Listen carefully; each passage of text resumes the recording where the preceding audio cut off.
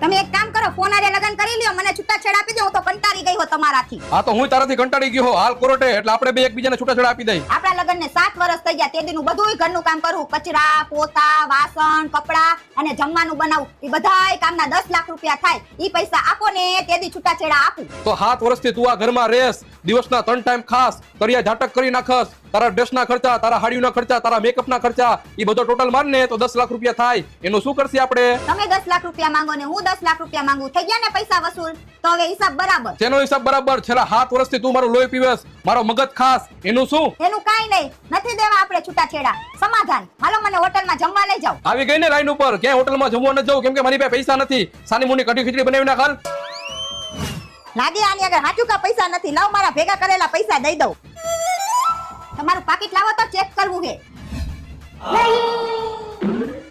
આયા તમારા પાકીટમાં 2